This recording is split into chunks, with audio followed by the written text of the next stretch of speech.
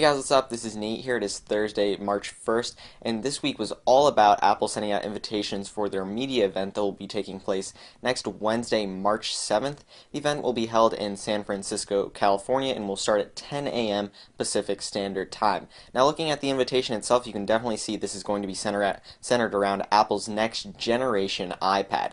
Now, at this point, it's still unclear whether or not Apple is going to be live streaming this event online on their website like they have done for some of the events in the past. But regardless, unfortunately, I will be in school during this time, but hopefully then later in the day I can give you guys a recap of what took place as well as my analysis on it. So taking a look at the invitation itself, you can notice that it does seem to have some sort of an emphasis on the screen of the iPad itself.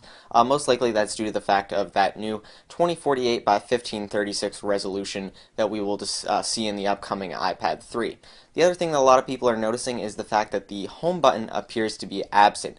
Now, we can definitely say that this iPad is in portrait orientation just because the icons there in the dock are too close together to be in landscape orientation. Even if you fill the dock up at the bottom with the maximum amount of icons, those icons will not be that close together unless it is in portrait. Also, if you take a look at where the bubbles are aligned on the wallpaper itself, those bubbles will only line up with those icons on the dock like that in portrait orientation. The other thing that you could say is maybe Apple flipped the iPad around so that the home button is facing the other way and it's not in the shot, but then we don't see an area for the front-facing camera on the device itself. So really, there only seems to be two options. Either A, Apple decided to omit the home button in the next generation iPad, or B, they just decided to Photoshop it out of the photo in order to really put the emphasis on the screen itself. But Apple could remove the home button if they wanted to in iOS 5. There is support for multi-touch gestures, which really replace the functionality of the home button itself, so it's not really required anymore.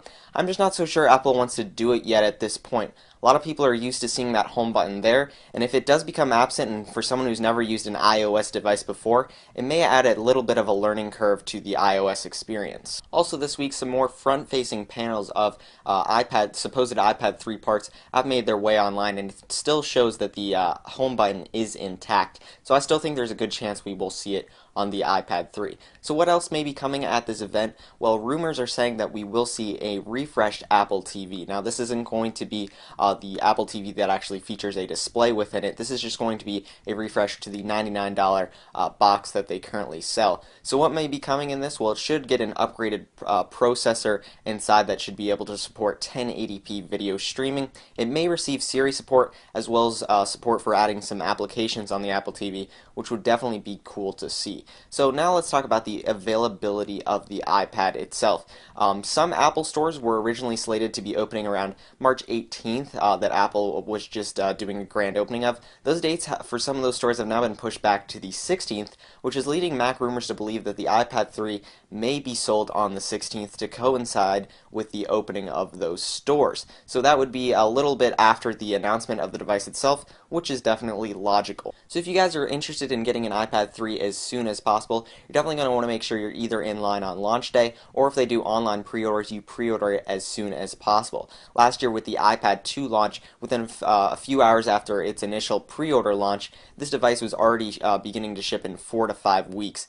So the iPad 3 expect even more demand, and according to reports today, there may be some shortages of the Retina display, which could make shipping times even longer. So if you're planning on getting an iPad 3 and want it as soon as possible, just make sure you're on top of things on launch day. Next up, I'll talk about the state of the Mac Pro. So as I've stated in previous videos, Apple has not refreshed this product since 2010, so it's definitely due for a refresh at this point, but reports are still wondering whether or not Apple really wants to refresh this product or just continue it because it may not be that profitable of a product for them. But reports this week are saying that Intel's server Sandy Bridge E chip is set to debut next week, and this chip would definitely be qualified to be integrated in the Mac Pro. So I'm assuming that if we see a refresh of the Mac Pro, it'll happen very soon to coincide with the launch of this chip, If not, the state of the Mac Pro, excuse me, is definitely questionable. So to wrap up Thursday Thoughts today, I'll talk about the throttling situation that's currently going on with AT&T.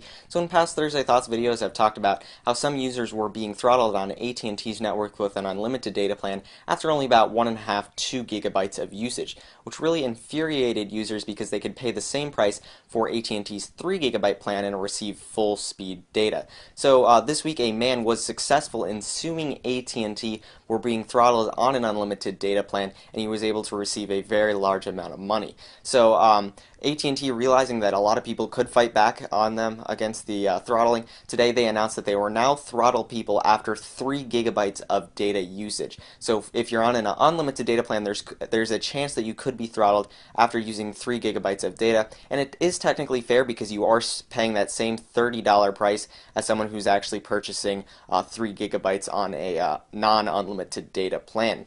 But for me, I've already gone over that 3 gigabytes this month. I have not been throttled, and that's simply due to the fact that the area I live in, the spectrum is not constrained. So I plan on sticking with AT&T on my current unlimited data plan, and I'm looking forward to keeping that unlimited data plan when I get an iPhone with 4G LTE compatibility. Hopefully that will be coming this year. And AT&T, if you're on a one of their unlimited 4G LTE plans, will not throttle you until after 5 gigabytes of data. So that'll be great. So thanks for taking the time to watch this video. Please like it, subscribe, and I'll see you guys later.